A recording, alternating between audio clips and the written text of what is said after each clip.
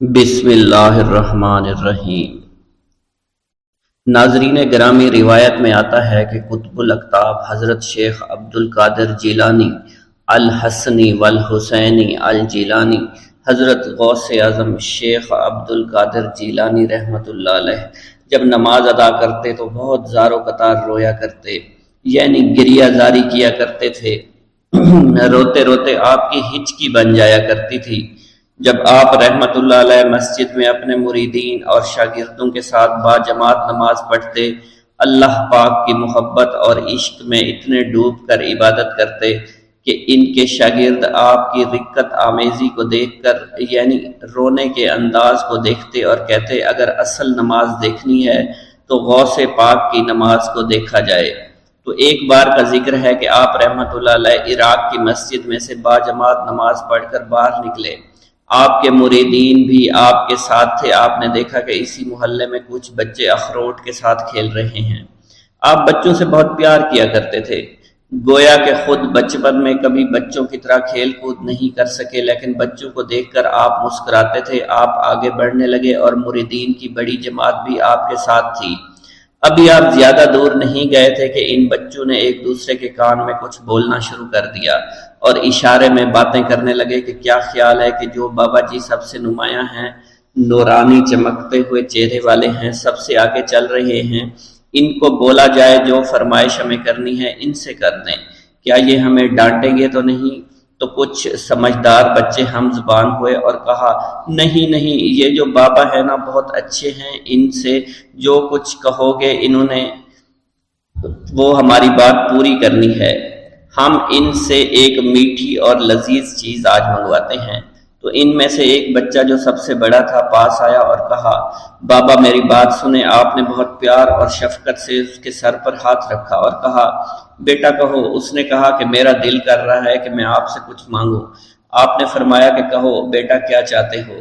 وہ کہنے لگا کہ مجھے آپ اس فلاں جلیبی والے سے جلیبی لا کر دے سکتے ہیں، میرا کھانے کا بہت دل کر رہا ہے۔ میں چلا جاتا لیکن بابا میری باری آنے والی ہے، جب تک میں جلیبی لے کر وہاں آؤں گا میری باری چلی جائے گی۔ آپ رحمت اللہ علیہ کے وہاں کے مشہور بزرگ بڑے سردار لوگ ہیں، آپ کے خادمین آپ کے نوکر بننے کے لیے جان کی بازی لگانے کو تیار رہتے ہیں۔ ادھر وہ بچے آپ کے رتبے کو بھی دیکھ رہے تھے اور یہ بھی دیکھ رہے تھے کہ آپ کون سی شخصیت ہے، لیکن پھر بھی اتنے سارے لوگوں کو چھوڑ کر آپ سے وہ بچہ کہتا ہے کہ بابا مجھے جلیبی لا کر دے دیں۔ بابا جی نے کہا کہ ٹھیک ہے میں لا کر دے دیتا ہوں۔ آپ کا ایک مرید آپ کے پاس آیا اور کہا حضرت آپ کیوں اس بات پر توجہ دے رہے ہیں؟ آپ اس بچے کی فرمائش پر جلیبی لا رہے ہیں۔ حضرت آپ پر میری جان قربان ہو، میں اس بچے کو جلیبی لا کر دے دیتا ہوں۔ آپ رحمت اللہ علیہ نے اسے اپنے ہاتھ کے اشارے سے منع فرمایا اور کہا اس نے مجھ سے کہا ہے نا تو میں ہی اس کی خواہش کو پورا کروں گا۔ پھر آپ رحمت اللہ علیہ اس جلیبی والے کے پاس تشریف لے گئے اور جلیبی والا کچھ دیر پہلے اداس بیٹھا ہوا تھا۔ آپ رحمت اللہ علیہ اس کی دکان میں تشریف لے گئے تو وہ خوشی خوشی سے جھومنے لگا۔ آپ رحمت اللہ علیہ نے اس جلیبی والے سے جلیبی لی، اس نے خوشی خوشی آپ رحمت اللہ علیہ کے ہاتھوں میں جلیبی تھما دی۔ وہ آدمی لگ بھگ 70 سال کا تھا، اس بڑھاپے میں بھی وہ کام کرنے پر مجبور تھا۔ اس کی آنکھوں میں آپ رحمت اللہ علیہ کو دیکھ کر آنکھوں سے آنسو آ گئے۔ اس نے روتے ہوئے کہا اللہ کا لاکھ لاکھ شکر ہے، اس نے میری دعا سن لی۔ آپ نے میری دکان میں قدم رکھے تو کئی دنوں سے آپ کے انتظار میں یہاں بیٹھا ہوا تھا۔ میں جانتا تھا کہ آپ ضرور میری دکان پر تشریف لائیں گے۔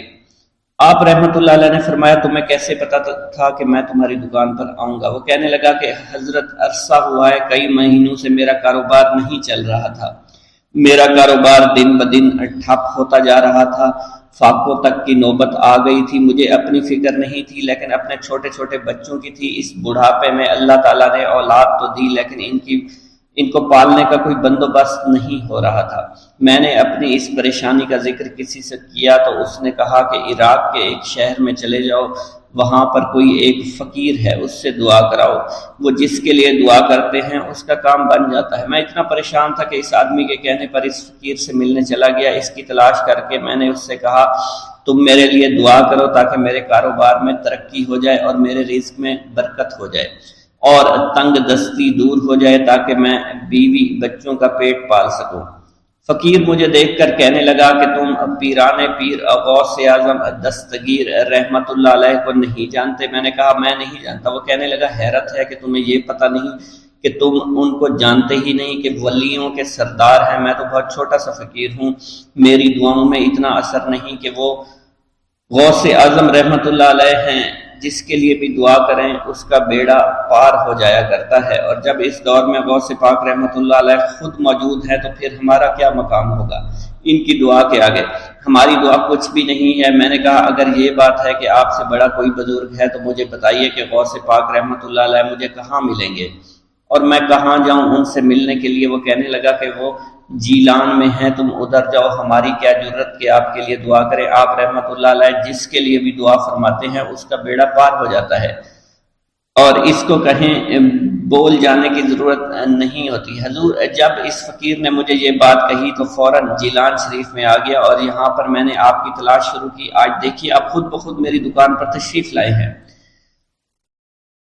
اب دیکھیے کہ آپ کے آنے سے کیسا نور میری دکان میں آ گیا ہے۔ حضور میرے حق میں دعا فرما دیجئے، اللہ پاک میری زندگی کو آسانیاں عطا فرمائے، مجھے اپنی بیوی اور بچوں کی بہت فکر ہے۔ آپ رحمت اللہ علیہ نے فرمایا پریشان ہونے کی ضرورت نہیں، اللہ تعالیٰ سب معاملات ٹھیک فرما دے گا۔ یہ کہہ کر آپ تشریف لے گئے، اس بچے کے پاس آئے اور اس کے ہاتھ میں جلیبی تھما دی۔ ابھی وہاں سے جانے والے تھے، دوسرا بچہ آیا، اس نے کہا کہ بابا آپ نے اسے تو جلیبی لا کر دی ہے، مجھے بھی لا کر دیں۔ آپ نے اس سے بھی تسلی دی اور کہا میں تمہیں بھی جلیبی لا کر دے دیتا ہوں بیٹا۔ یہ دیکھ کر مریدین بہت غصہ ہونے لگے اور کہا کہ حضور ہم اس بچے کو جلیبی لا کر دے دیتے ہیں، آپ کیوں زحمت کرتے ہیں؟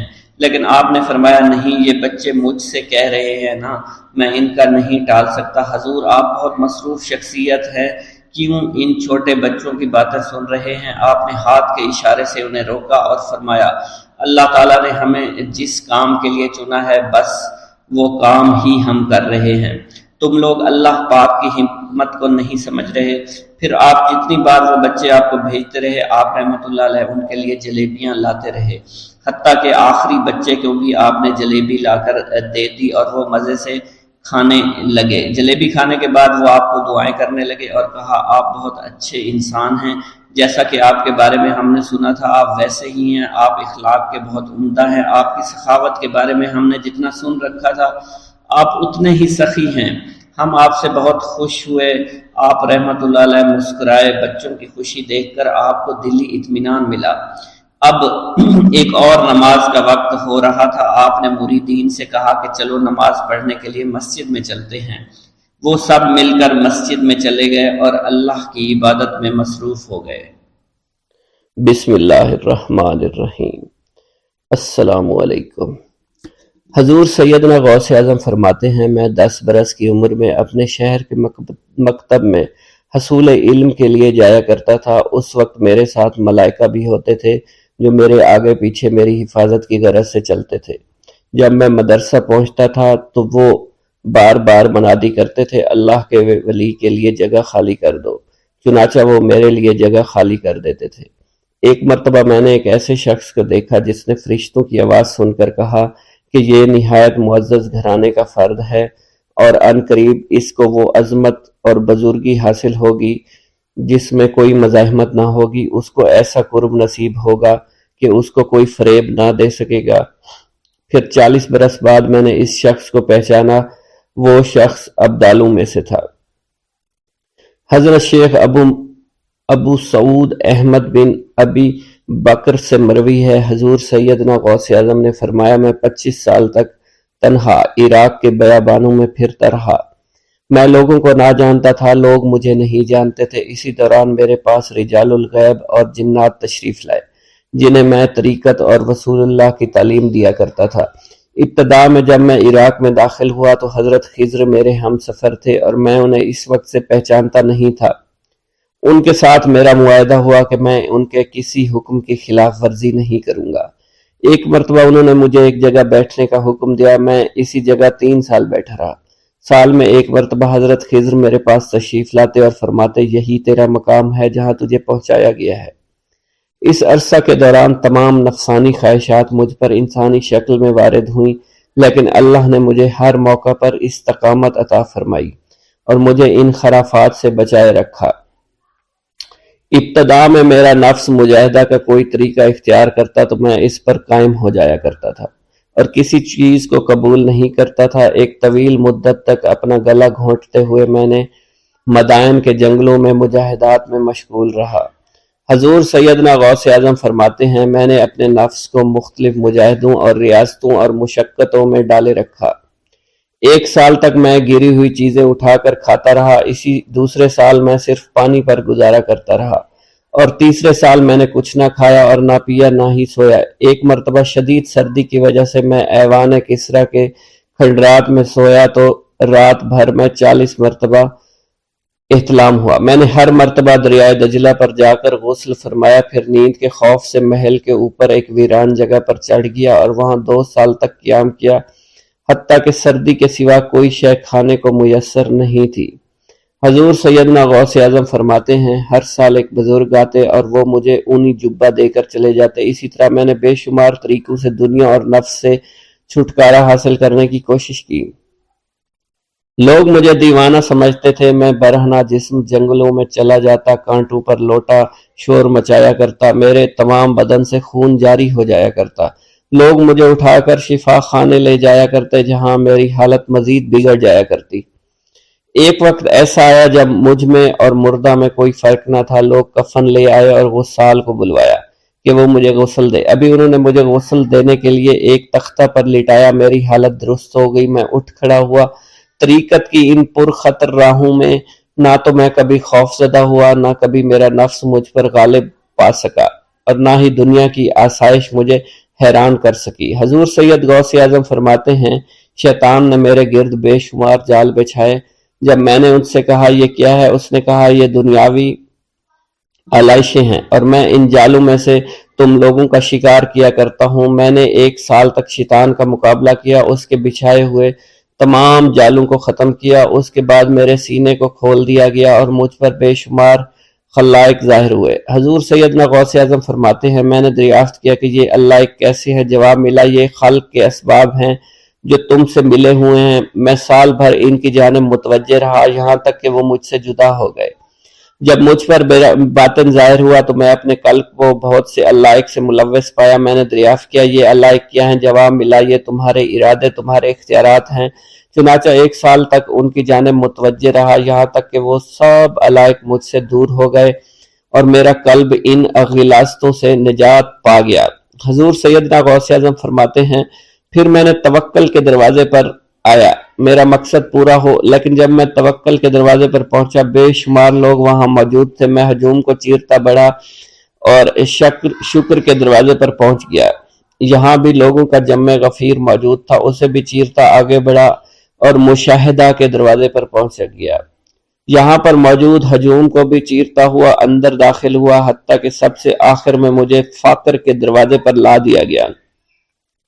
فقر کا دروازہ خالی تھا۔ جب میں اس دروازے میں داخل ہوا تو دیکھا جن جن چیزوں کو میں نے ترک کیا تھا وہ سب یہاں موجود تھی۔ یہاں مجھے ایک بہت بڑے روحانی خزانے کی فتوحات سے نوازا گیا، میرے لیے تمام دنیا کے خزانے کھول دیے گئے، مجھے روحانی عزت، دائمی غنا اور خالص آزادی عطا فرمائی گئی۔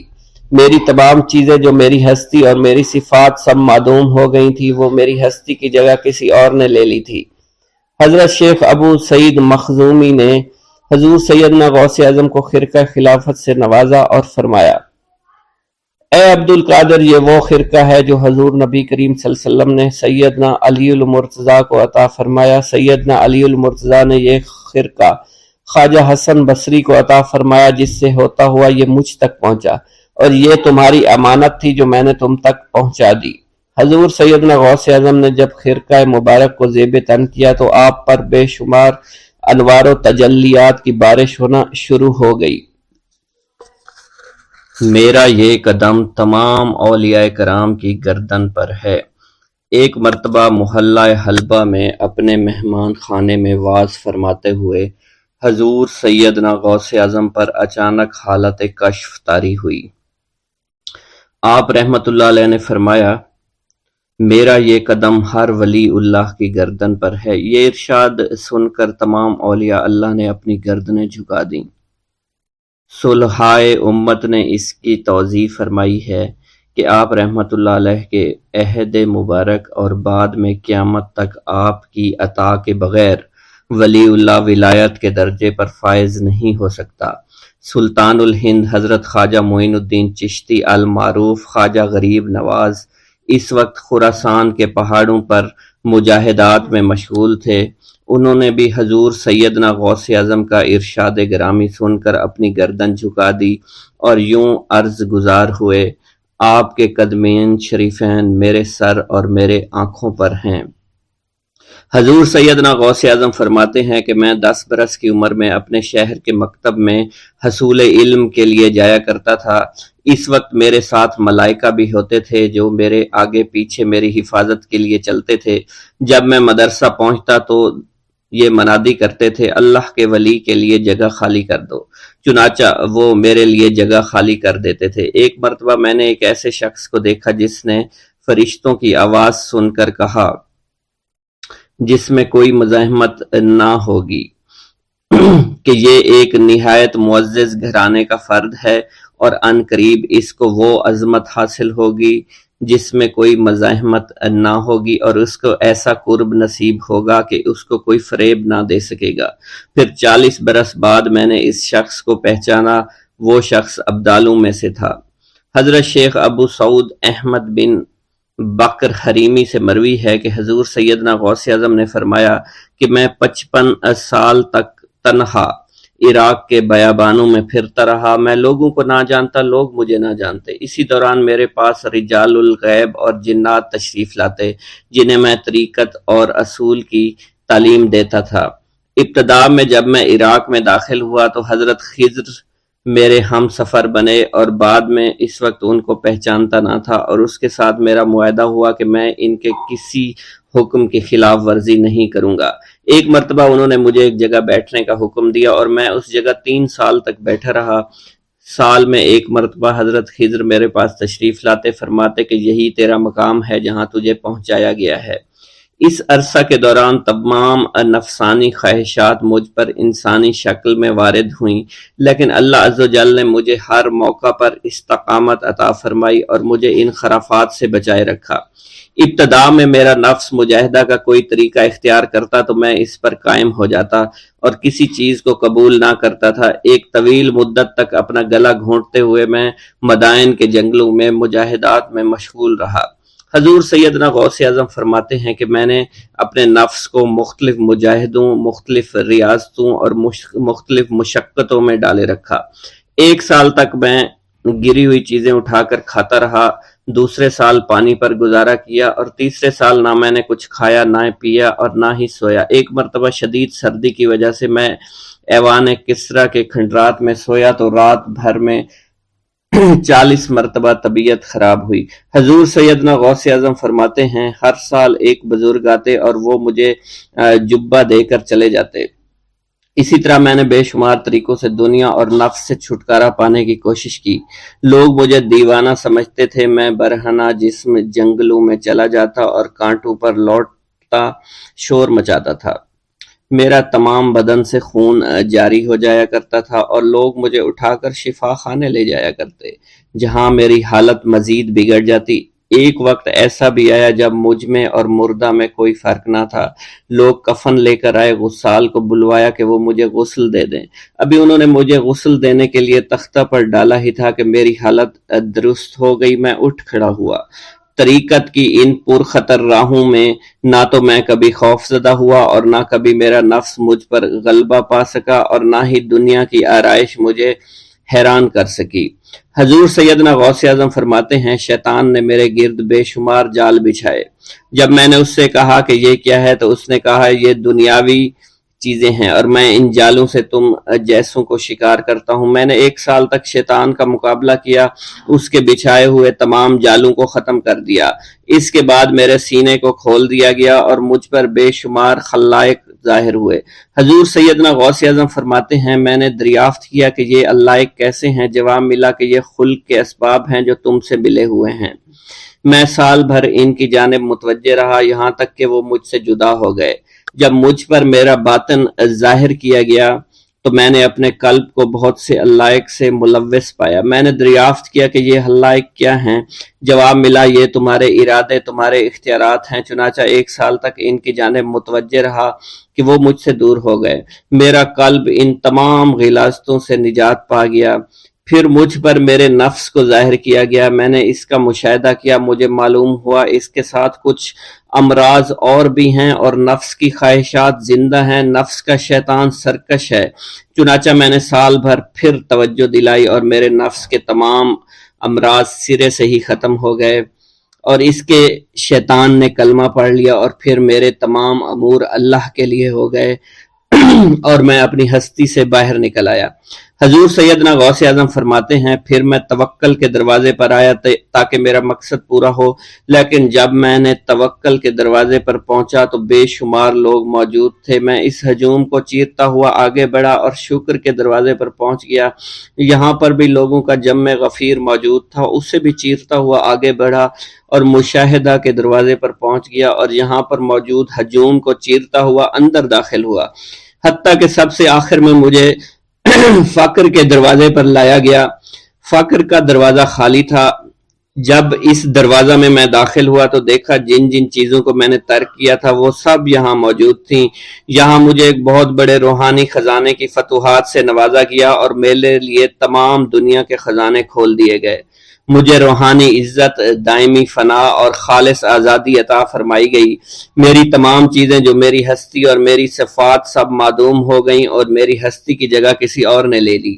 حضرت شیخ ابو سعید مخزومی نے حضور سیدنا غوث اعظم کو خرقہ خلافت سے نوازا اور فرمایا، اے عبد القادر، یہ وہ خرقہ ہے جو حضور نبی کریم صلی اللہ علیہ وسلم نے حضرت سیدنا علی المرتضیٰ کو عطا فرمایا، اور حضرت سیدنا علی المرتضیٰ نے یہ خرقہ حضرت خواجہ حسن بصری کو عطا فرمایا تھا، جس سے ہوتا ہوا یہ خرقہ مجھ تک پہنچا، اور یہ تمہاری امانت تھی جو میں نے تم تک آج پہنچا دی ہے۔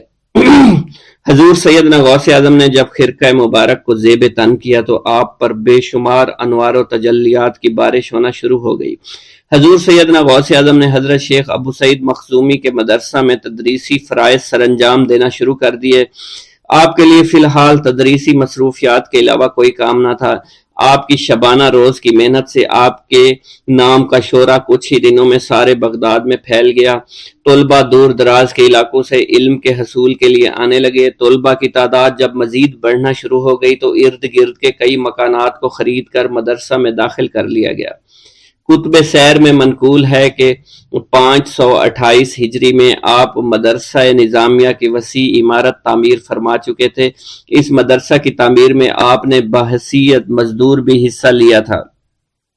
حضرت شیخ ابو الخشاب سے مروی ہے کہ میں جوانی میں جب علم نحو پڑھ رہا تھا تو لوگوں نے مجھے حضور سیدنا غوث اعظم کے پاس جانے کا مشورہ دیا، اور اس کی وجہ سے مجھے بھی اشتیاق ہوا کہ میں آپ کا واز سنوں۔ ایک مرتبہ کچھ لوگوں کے ہمراہ آپ کی مجلس میں دوستوں کے ہمراہ حاضر ہوا۔ آپ نے میری جانب توجہ کرتے ہوئے فرمایا، ہماری صحبت اختیار کر لو۔ چنانچہ میں نے آپ کے فرمان کے مطابق آپ کی صحبت کو اختیار کر لیا۔ آپ نے مجھے علم نحو کے علاوہ علوم عقلیہ اور تقلد حاصل کیے جس سے مجھے کوئی واقفیت پہلے نہیں تھی۔ 1 سال کے عرصہ میں آپ کی نظر کرم سے میں نے وہ علوم حاصل کر لیے جو گزشتہ اتنی عمر گزارنے کے باوجود بھی مجھے حاصل نہیں ہوئے تھے۔ منقول ہے حضرت شیخ بقا بن بطو، شیخ علی بن ہیتی اور شیخ کیلوی جب حضور سیدنا غوث اعظم کے مدرسہ میں آتے تو جھاڑو دیا کرتے تھے اور چھڑکاؤ کرتے تھے، لیکن آپ کی اجازت کے بغیر کبھی اندر داخل نہ ہوتے تھے۔ اجازت ملنے کے بعد آپ حضرات اندر داخل ہوتے اور اجازت ملنے پر ہی بیٹھتے تھے۔ آپ سے امان طلب کرتے اور امان مل جانے کے بعد مؤدب ہو کر بیٹھ جاتے۔ جس وقت آپ کہیں جانے کا ارادہ کرتے تو یہ حضرات سواری کے ہمراہ چلتے۔ آپ انہیں اس فعل سے منع فرمایا کرتے تھے اور کہتے تھے کہ ہمیں آپ کے ذریعے قرب الہی حاصل ہوا ہے۔ حضرت شیخ محمد قائل الادنیٰ سے مروی ہے کہ ایک مرتبہ حضور سیدنا غوث اعظم سے دریافت کیا گیا کہ آپ کی بزرگی اور عظمت کا راز کیا ہے؟ آپ نے فرمایا کہ میں کبھی جھوٹ نہیں بولتا اور کبھی کسی سے کذب بیانی نہیں کرتا۔ ایک گاؤں کے بارے میں کہا جاتا تھا کہ جہاں قدرت کی بے پناہ نعمتیں تھیں، اللہ پاک نے وہاں کے لوگوں کو مالا مال کیا ہوا تھا۔ ایسی نعمتیں کہ جن نعمتوں کو دیکھ کر انسان اکثر مغرور ہو جایا کرتے ہیں، مگر وہاں پر کچھ مسلمان تھے، اور سب سے بڑی اور بری بات یہ تھی کہ وہاں کے تمام لوگ کافر تھے۔ وہ کفار اپنی دولت پر بہت فخر کیا کرتے تھے، کیونکہ ان میں ہر ایک انسان بہت دولت مند تھا، ہر ایک کے پاس بے بہا پیسے تھے، کسی کو پیسوں کی کمی نہیں تھی۔ وہاں کے سردار کی ایک اکلوتی بیٹی تھی جس کو سردار بے پناہ پیار کرتا تھا۔ اس سردار کی بیٹی بے پناہ مغرور، ظالم، گھمنڈی تھی۔ وہاں پر غریب لوگ صرف مسلمان ہی تھے، تمام کافر ایک دوسرے کی مدد کیا کرتے تھے، لیکن مسلمانوں کی مدد کرنے والا وہاں پر کوئی نہ تھا۔ وہاں پر انہیں کوئی دیکھنے والا نہ تھا۔ سردار کی بیٹی کو کالے جادو میں خوب مہارت حاصل تھی، اور وہ جادو کی وجہ سے وہاں پر رہنے والے غریبوں پر بہت ظلم کیا کرتی تھی۔ تمام مسلمان اس سے بے حد پریشان تھے، اور وہ لوگوں کو غلام بناتی اور مزدور بناتی تھی۔ اگر ان میں کوئی اس کی بات نہ مانتا تو اس کو قیدی بنا کر اپنے اشاروں پر نچایا کرتی تھی۔ اس بستی میں چونکہ اکا دکا مسلمان تھے جن کا کوئی پرسان حال نہیں تھا، کوئی بھی ان کو بچانے والا نہیں تھا۔ جب وہ سردار کی بیٹی کے ظلم حد سے بڑھ گئے تو مسلمانوں میں سے ایک بوڑھے شخص نے اللہ کے حضور گڑ گڑا کر دعائیں کی، اے اللہ، ہمارے چند نسلیں جو یہاں پر بچی ہوئی ہیں، ان نسلوں کو تو بچا لے۔ یہ سردار کی بیٹی جس نے ہمارا جینا دشوار کر رکھا ہے، یہاں کوئی بھی انسان ہمارا حال نہیں پوچھتا، اور نہ ہی ہمارے پاس مال و دولت ہے، اور نہ ہی ہمارے پاس جسمانی طاقت بچی ہے۔ یا اللہ، ہمارے لیے کوئی ایسا بندہ بھیج جو نہ صرف طاقتور ہو بلکہ اس جادوگرنی یعنی سردار کی بیٹی کو بھی ہرا سکے۔ اللہ رب العزت نے اس بوڑھے کی دعا کو قبول فرمایا، اور یوں اس جگہ پر ایک اللہ والے کو بھیج دیا، اور وہ اللہ والے ایسے ہی بستی میں داخل نہیں ہوئے، بلکہ ایک دن کچھ عجیب واقعہ ہوا۔ ان کافروں کا سردار جنگل میں سیر سپاٹے کرتے ہوئے نکلا تھا، بڑی شان سے چلتا ہوا وہ سفر کر رہا تھا۔ اچانک ایک زہریلا سانپ اس کے سامنے آیا۔ اس زہریلے سانپ نے بادشاہ کو ڈس لیا، اور وہ بے ہوش ہو کر زمین پر گر پڑا اور تڑپنے لگا۔ اس کے جو ساتھی تھے انہوں نے جب اپنے سردار کو یوں تڑپتا ہوا دیکھا اور سردار کی غیر حالت دیکھی تو کہ جسے ایک زہریلے سانپ نے کاٹ لیا ہے، تو وہ فوراً اسے اٹھا کر گھر لے آئے تاکہ اسے بچانے کے لیے کچھ کیا جا سکے۔ اس لڑکی نے اپنے باپ کی جب یہ حالت دیکھی تو اپنے آس پاس کے بڑے بڑے حکیموں کو بلایا، لیکن عجیب بات یہ تھی کہ لاکھ کوشش کے باوجود زہر نکالنے میں سارے ناکام ہو رہے تھے، اور زہر تیزی کے ساتھ اس کے جسم میں پھیلتا چلا جا رہا تھا۔ لیکن اسی وقت وہاں ایک درویش کی آمد ہوئی، ایک اللہ والے آئے، ان اللہ پاک نے اس مقصد کے تحت وہاں بھیجا تھا۔ اس اللہ کے ولی نے سردار کے گھر پر پہنچ کر دروازے کو کھٹکھٹایا۔ نوکروں نے پوچھا، کون ہو، کس سے ملنا ہے؟ اس نے کہا، میں نے سنا ہے کہ یہاں کے سردار کو سانپ نے ڈس لیا ہے۔ نوکر کہنے لگے کہ تمہیں کیسے پتا چلا کہ یہاں کے سردار کو سانپ نے ڈس لیا ہے؟ تم تو ہمیں اجنبی لگتے ہو، ہم نے تمہیں آج تک یہاں نہیں دیکھا ہے۔ اس نے کہا، میں مسافر ہوں اور مجھے خبر ملی ہے کہ یہاں کے سردار کو ایک زہریلے سانپ نے ڈس لیا ہے، اور کوئی بھی اس کا علاج نہیں کر پا رہا۔ نوکروں نے کہا، تم کون ہو؟ اللہ والے نے کہا، میں حکیم ہوں اور میں ان کے علاج کی غرض سے یہاں آیا ہوں۔ وہ نوکر اللہ والے کی حالت دیکھ کر ہنسنے لگے، کیونکہ آپ نے پھٹے پرانے کپڑے پہن رکھے تھے اور دیکھنے سے بہت غریب معلوم ہوتے تھے۔ وہ نوکر کہنے لگے کہ اتنے بڑے سردار کا علاج کرو گے؟ ارے یہاں تو اس کے پاس بڑے بڑے حکیم بلائے گئے ہیں، ہمارے سردار کے پاس پیسوں کی کوئی کمی نہیں ہے، اور وہ تم جیسے غریب سے بھلا کیوں علاج کروائیں گے؟ درویش نے کہا، اگر تم چاہتے ہو تمہارے سردار کی جان بچ جائے پھر مجھے اندر جانے دو۔ غلام کہنے لگا، ٹھیک ہے، ہم اندر جا کر اجازت لے کر آتے ہیں۔ نوکر اندر گئے، سردار کی بیٹی سے کہا، ایک غریب آیا ہے، کپڑوں سے فقیر معلوم ہوتا ہے، لیکن کہتا ہے میں سردار کا علاج کر سکتا ہوں، اور میں سردار کا علاج کروں گا۔ جو زہر تیزی کے ساتھ جسم میں پھیل رہا ہے میں اس کو باہر نکال پھینک کروں گا۔ اس کی بیٹی کہنے لگی ٹھیک ہے بلا لو۔ جب وہ اللہ والے اس کے گھر کے اندر گئے تو دیکھا سردار تڑپ رہا تھا، ٹانگ کو بار بار بستر پر پٹخ رہا تھا۔ اللہ والے نے اس کے پیر کی طرف دیکھا جہاں سانپ نے اس کو کاٹا تھا، اسی جگہ اللہ والے نے تھوک دیا، فوراً وہاں سے بھاگ گئے۔ اس کے سارے سپاہی اس کی بیٹی دیکھ کر حیران رہ گئے کہ یہ بھلا کون سا دیوانہ ہے، کمرے میں آیا، علاج کی بجائے اسی جگہ پر تھوک دیا جہاں صرف کاٹا تھا، اور بھاگ بھی گیا، اس کو کوئی گرفتار نہیں کر سکا۔ سردار کی بیٹی غصے میں تل ملا اٹھی کہ اس نے جو گستاخی کی ہے اس کی کوئی بات نہیں، تھوک کو میں صاف کروا دوں گی، مگر اس کو تو میں ابھی گرفتار کرواتی ہوں۔ اور اس نے اپنے سردار کے ایک نوکر سے کہا کہ اس تھوک کو صاف کرو۔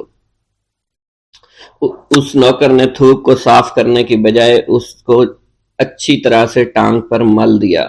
لڑکی نے کہا کیا کر رہی ہو؟ اس فقیر نے میرے باپ کی ٹانگ پر تھوک دیا، اب اس تھوک کو تم مل رہے ہو؟ حکیم نے اپنے ہاتھ کے اشارے سے سردار کے بیٹے کو روک دیا۔ جیسے اس تھوک کو سردار کی ٹانگ پر ملا گیا، فوراً سارا زہر ختم ہو گیا۔ جو ٹانگ کٹنے کے قابل تھی وہ ٹانگ بالکل ٹھیک ہو چکی تھی، جو نیلی پڑ چکی تھی اب اصلی حالت میں آہستہ آہستہ واپس آ رہی تھی۔ اور جب وہ قبیلے کا سردار بالکل ٹھیک ہو گیا، ہوش میں آ گیا تو حیران رہ گیا۔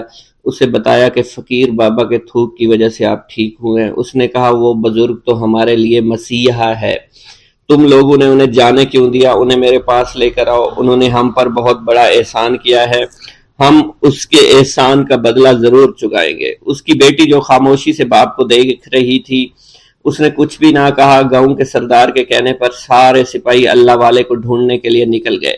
وہ چاروں طرف پھیل گئے لیکن کہیں بھی اللہ والے کا پتہ نہیں چل رہا تھا۔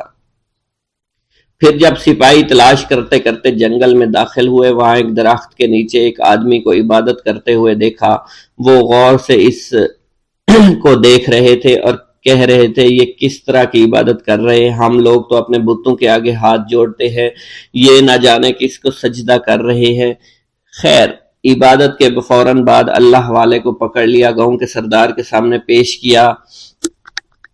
وہ کہنے لگا آپ کون ہیں اور کہاں سے آئے ہیں؟ سب سے پہلے تو میں گستاخی کی معافی چاہتا ہوں، میرے لوگوں نے آپ کے ساتھ بڑی بدتمیزی کی، لیکن آپ کی وجہ سے آج میں زندہ ہوں۔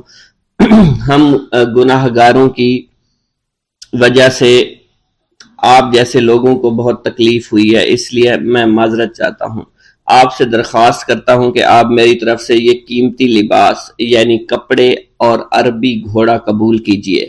اللہ والوں نے اس کی طرف مسکرا کر دیکھا اور کہا یہ گھوڑا، یہ لباس بہت قیمتی ہے، مگر یہ لباس پہن کر اس گھوڑے کے لیے گھاس کاٹوں گا تو کیا اچھا لگوں گا؟ سردار نے کہا فکر نہ کریں، گھوڑے کے ساتھ ساتھ ہم آپ کو نوکر بھی دیں گے۔ اللہ والے نے کہا کہ اتنی مال و دولت اور نوکروں کے ساتھ میں اکیلا رہوں گا؟ گاؤں کا سردار بولا حضور آپ کی یہ بات سن کر میں سوچ میں گم ہو گیا ہوں، لیکن یہ میری بیٹی آپ کے سامنے حاضر ہے۔ بیٹی حیرت سے اپنے باپ کو دیکھ رہی تھی کہ میرا باپ اب کیا کہنے والا ہے۔ سردار نے کہا میری بیٹی جسے آپ نے دیکھ لیا ہے، اس کی شادی میں آپ سے کر دوں گا، مگر ایک شرط ہے کہ آپ کو اپنے مذہب کو چھوڑنا پڑے گا۔ میرے سپاہیوں نے آپ کو عبادت کرتے ہوئے دیکھا ہے، جہاں تک ہمارے معمولات ہیں ہم بتوں کے آگے سجدہ کرتے ہیں اور ان کی عبادت کرتے ہیں، اور آپ جس کے آگے سجدہ کرتے ہیں وہ اللہ ہے، یعنی آپ مسلمان ہیں، اس لیے آپ کو اپنا مذہب چھوڑنا پڑے گا۔ کیا آپ ایسا کر سکتے ہیں؟ اللہ والے نے کہا کہ مجھے ایک بات بتائیے، آپ سب کچھ دیکھ رہے ہیں، آپ نے مجھے یہ بھی دعا دی کہ میری اولادیں ہوں اور آپ کی نسل آپ کی بیٹی سے چلے گی۔ مجھے ایک بات بتائیں، اگر ان بچوں میں سے کسی بچے کو خدا نہ خواستہ کچھ ہو گیا تو کس کو رونا پڑے گا؟ سردار نے جواب دیا اگر خدا نہ خواستہ کچھ ایسا ہوا تو رونا مجھ کو ہی پڑے گا۔ اللہ والا نے مسکرا کر کہا اگر یہ سارا مال لے کر مجھے رونا ہی پڑا تو آپ اپنا گھوڑا، اپنی دولت، اپنی بیٹی، ہر چیز اپنے پاس رکھ لو۔ میں خوش ہوں، میں مسلمان ہوں، میں ٹھیک ہوں۔ اگر یہ تمام چیزیں لے کر مجھے اپنا محلہ چھوڑنا پڑے تو میں اپنی جان دے کر بھی اپنے مذہب کو نہیں چھوڑوں گا۔ جس طرح آپ نے مجھے نوازا ہے، میں اسی رب کے دین کو چھوڑ کر چلا جاؤں گا۔ صرف چند پیسوں کی خاطر میں ہر دن پیسہ نہیں کر سکتا، اور اپنی درویشی میں بہت خوش ہوں۔ اللہ نے مجھے جس مقصد کے لیے بھیجا تھا وہ میرا مقصد پورا ہو جائے گا۔ گاؤں کے سردار نے پوچھا، یہ کہہ کر وہ اللہ والے جانے لگے تو سردار نے درویش کو رک جانے کا کہا اور کہنے لگے، میں نے مال دے کر تمہیں آزمایا اور تمہیں پرکھا، لیکن تم اپنے مذہب کو چھوڑنے پر راضی نہیں ہو۔ اگر تم یہی سب کرنے آئے تھے تو تمہیں اس بات کا ڈر نہیں؟ کیا تم نہیں جانتے ہم کتنے طاقتور ہیں، اور میری بیٹی اپنے عمل میں اتنی ماہر ہے کہ تمہیں یہاں کھڑے کھڑے ابھی جنگلی جانور بنا سکتی ہے۔ اللہ والے نے کہا کہ اس نے جنگلی جانور کمزور لوگوں کو بنایا ہوگا، یہ مجھے جانور بنا کر تو دکھائے۔ اس سے پہلے کہ گاؤں کا سردار اپنی بیٹی سے کچھ کہتا کہ اس پر وار کرو، اللہ والے نے جادوگرنی پر ایسی پھونک ماری کہ وہ اسی وقت ایک بہت بڑی چھپکلی بن گئی۔ وہ کچھ بھی نہیں کر پا رہی تھی، وہ چھپکلی اتنی بڑی تھی کہ وہاں پر جتنے بھی انسان کھڑے تھے ان سب میں سب سے زیادہ اونچا اس کا قد تھا۔ وہ چھپکلی اللہ والے کے پاس آئی، اپنا زہر اس پر اگلنا چاہتی تھی کہ اسی وقت اس نے اس کے منہ پر تھوک دیا۔ تھوکنے کی دیر تھی، وہ چھپکلی جلنے لگی اور جس سے گرمی کی وجہ سے اس کا چہرہ پگھل رہا تھا، اس کا چہرہ جل کر کالا ہو چکا تھا۔ وہ مرنے والی تھی کہ سردار دوڑتا ہوا قدموں میں آ کر گر پڑا اور معافی مانگنے لگا اور کہنے لگا، حضور اس گستاخی کے لیے میں معذرت خواہ ہوں، آپ مجھے معاف کر دو، میں نے سچ میں آپ کو بہت کمزور سمجھا تھا، آپ کو آپ کا مذہب سے ہٹانا چاہا تھا۔ اگر میری بیٹی ٹھیک ہو جائے تو میں سچ کہتا ہوں یہاں پر جتنے لوگ ہیں ہم پوری کی پوری بستی مسلمان ہو جائیں گے۔ اللہ والے نے کہا کہ ہم تمہیں اپنے دین میں شامل کرنے کے لیے یہ سب نہیں کر رہے، بلکہ تم لوگ مسلمان بھائیوں پر جو ظلم کرتے ہو وہ ظلم کو ختم کرنے کے لیے ہم یہاں آئے ہیں۔ ہمارے دین میں جبر اور ظلم نہیں۔ اگر تمہارے بیٹی سے انسان بن کر سدھر جاتی ہے تو اس کو اس کی اصلی حالت میں لانے کے لیے میں خود کو اللہ کی بارگاہ میں پیش کروں گا اور دعا کروں گا۔ سردار کہنے لگا کہ ہاں میری بیٹی اصلی حالت میں اگر آ جائے تو پھر ہم کسی پر ظلم و ستم نہیں کریں گے، اور میں دل سے اپنی بیٹی کے لیے معافی چاہتا ہوں۔ آج سے یہ کوئی بھی جادو ٹونا اور مسلمانوں کو تنگ نہیں کرے گی اور نہ ہی کسی مسلمان پر یہ ظلم اور جبر کرے گی، بس آپ اسے دوبارہ سے انسان بنا دے۔ اللہ والا نے چھپکلی پر دوبارہ سے پھونک ماری تو پھر سے انسان بن گئی اور اللہ والے کے قدموں سے وہ لپٹ گئی، کہنے لگی، مجھے معاف کر دیجئے، مجھے معاف کر دیجئے، میں نے اپنے آپ کو بہت طاقتور سمجھا۔ اس لڑکی کا آدھا چہرہ جل چکا تھا اور کالا ہو چکا تھا۔ وہ کہنے لگی کہ آج اپنے باپ کے ساتھ میں آپ کے دست مبارک پر مسلمان ہونا چاہتی ہوں۔ میں وعدہ کرتی ہوں کہ آج سے اس بستی پر کوئی بھی کافر کسی مسلمان کے ساتھ بدتمیزی نہیں کرے گا، زیادتی نہیں کرے گا، ظلم اور جبر نہیں کرے گا، بلکہ ہم سب یہاں مل جل کر رہیں گے اور بھائی چارے کے ساتھ رہیں گے۔ ہم سب مسلمان ہو جائیں گے اور پھر یوں اللہ والے کے ہاتھوں پوری بستی کا سردار اور اس کی بیٹی نے اسلام قبول کر لیا، اور سردار نے اللہ والے سے اپنی بیٹی کا نکاح کر دیا، اور پھر اس بستی میں ہمیشہ کے لیے امن و امان قائم ہو گیا۔ بسم اللہ الرحمن الرحیم۔ منقول ہے کہ حضور سیدنا غوث اعظم کے زمانہ میں ایک مقرب کی ولایت سلب کر لی گئی۔ سب چھوٹے بڑے اس کو حقارت کی نگاہ سے دیکھنے لگے۔ اس نے 360 اولیاء اللہ سے التجا کی کہ وہ اس کے حق میں دعا فرمائیں، لیکن اس کا نام لوح محفوظ پر اشتیاق کی فہرست میں لکھ دیا گیا۔ ان اولیاء اللہ نے اس کو بتایا کہ تم کامیاب نہیں ہوں گے۔ اس کے چہرے کا رنگ سیاہ پڑ گیا۔ اس شخص نے حضور سیدنا غوث اعظم شیخ عبد القادر جیلانی کی خدمت میں حاضر ہو کر دعا کی درخواست کی۔ آپ نے فرمایا، تم اللہ عز و جل کی بارگاہ میں مردود ہو گئے ہو، مگر میں تمہیں اللہ کے اذن میں مقبول بنا سکتا ہوں۔ پھر حضور سیدنا غوث اعظم نے اس کے لیے بارگاہ الہی میں دعا فرمائی تو غیب سے ندا آئی، کیا تمہیں معلوم ہے کہ تم سے پہلے بھی 360 اولیاء اللہ اس کے لیے سفارش کر چکے ہیں، لیکن اس کا نام لوح محفوظ پر اشتیاق کی فہرست میں لکھا جا چکا ہے۔ یا الہی، تو مردود کو مقبول، مقبول کو مردود بنانے پر قادر ہے۔ اگر تیری منشا یہی ہے، تو نے اس کو مقبول بنانے کے لیے مجھ سے دعا کیوں کروائی؟ غیبی ندا آئی، اے عبد القادر، اسے میں نے تمہارے سپرد کیا، تم اسے جو چاہے بنا دو۔ چنانچہ آپ کی دعا سے وہ پھر سے بارگاہ الہی میں مقبول ہو گیا۔ حضرت شیخ ابو صالح سے منقول ہے، حضرت شیخ ابو مدین مغربی نے مجھے حضور سیدنا غوث اعظم شیخ عبدالقادر جیلانی کی خدمت میں بغداد فقر کی تعلیم کے لیے بھیجا۔ آپ نے مجھے 20 دن تک اپنے خلوت خانہ کے دروازہ پر بٹھائے رکھا اور 20 روز گزرنے کے بعد مجھے قبلہ رو ہونے کا حکم دیا گیا۔ جب میں قبلہ رو ہو گیا، آپ نے فرمایا اے ابو صالح اس طرف دیکھو۔ چنانچہ میں نے اس جانب دیکھا تو آپ نے فرمایا کیا دیکھ رہے ہو؟ میں نے عرض کیا بیت اللہ شریف میری نگاہوں کے سامنے ہے۔ آپ نے مجھے حکم دیا کہ اب مغرب کی سمت دیکھو۔ میں نے اپنا چہرہ مغرب کی جانب کیا تو آپ نے فرمایا کہ اب کیا دیکھ رہے ہو؟ میں نے عرض کیا کہ میں اپنے مرشد پاک حضرت ابو مدین کو دیکھ رہا ہوں۔ ایک مرتبہ سنان نامی عیسائی پادری نے حضور سیدنا غوث اعظم کی محفل میں حاضر ہو کر سلام عرض کیا۔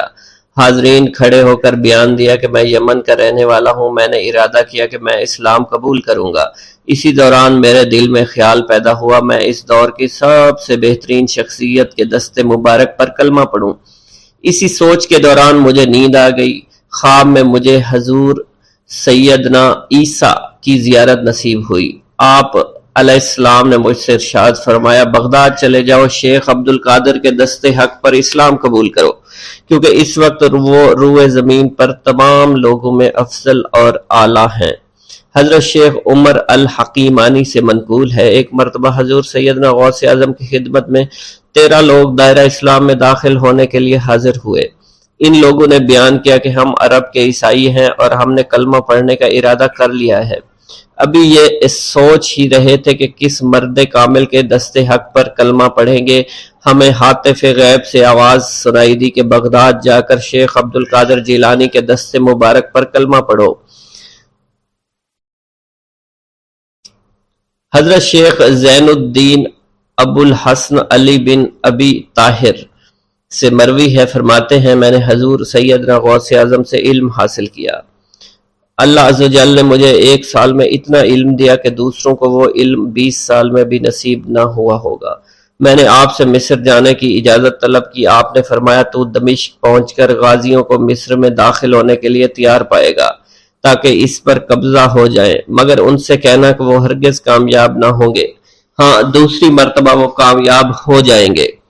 حضرت شیخ زین الدین فرماتے ہیں جب میں دمشق پہنچا میں نے وہی حال پایا جو آپ نے بیان فرمایا تھا۔ میں نے ان سے کہا تو وہیں نہ رکے۔ جب میں مصر پہنچا تو میں نے خلیفہ کو ان کو مقابلے کے لیے تیار پایا۔ میں نے خلیفہ سے کہا گھبراؤ نہیں، کامیاب ہو جاؤ گے۔ وہ فرماتے ہیں خلیفہ نے مجھے اپنا ندیم خاص مقرر فرمایا اور اپنے ہر راز سے مجھے واقفیت دے دی۔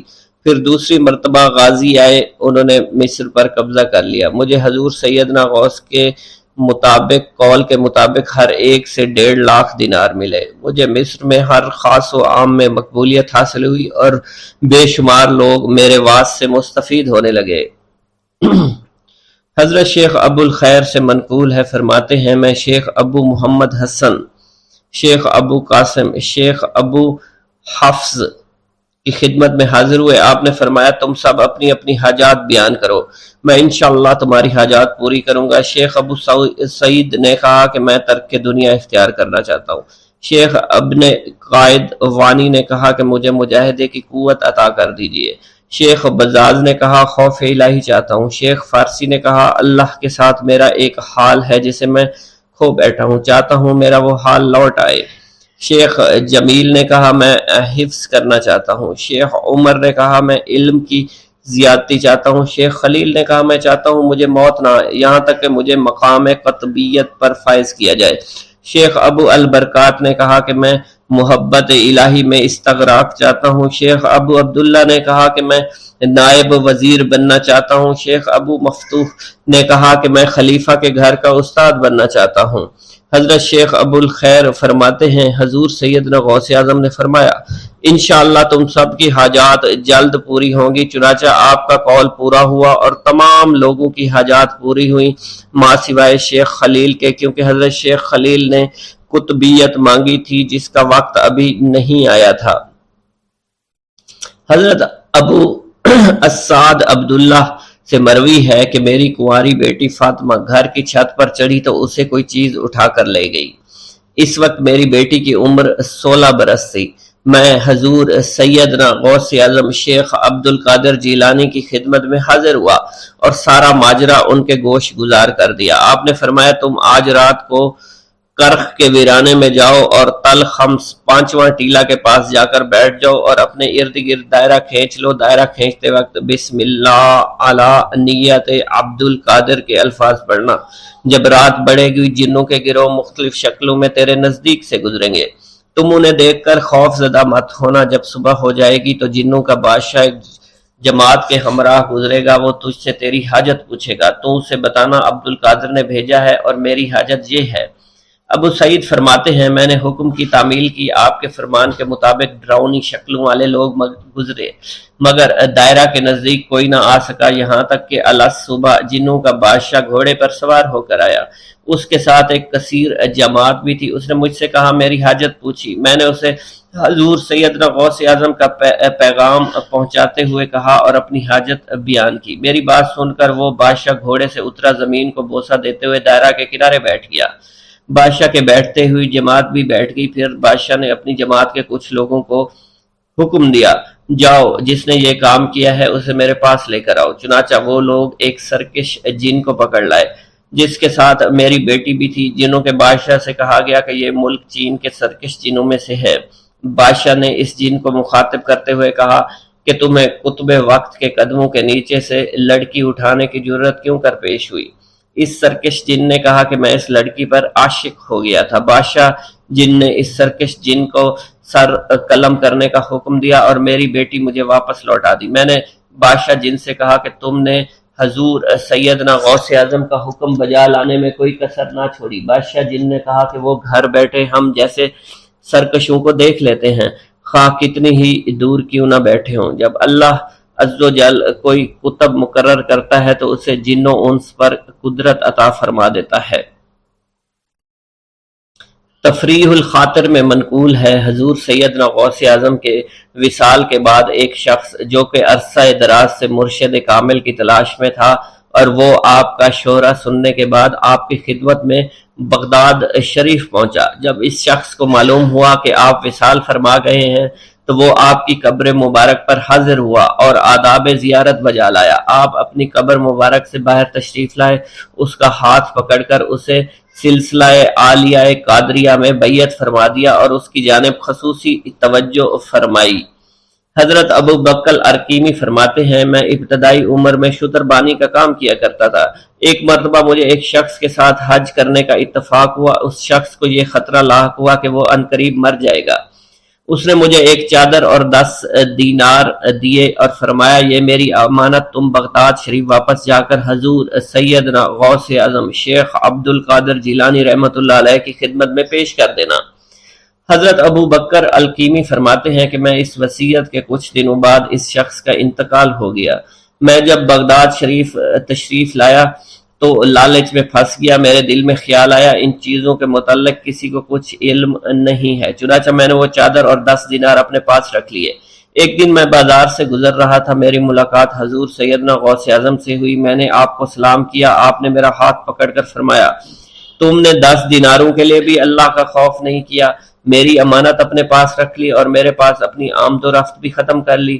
حضرت ابو بکر ارقیمی فرماتے ہیں کہ حضور سیدنا غوث اعظم کی بات سن کر مجھ پر غشی طاری ہو گئی اور جب مجھے ہوش آیا میں نے وہ چادر اور 10 دینار لا کر آپ کی خدمت میں پیش کیے اور معافی کا خواستگار ہوا۔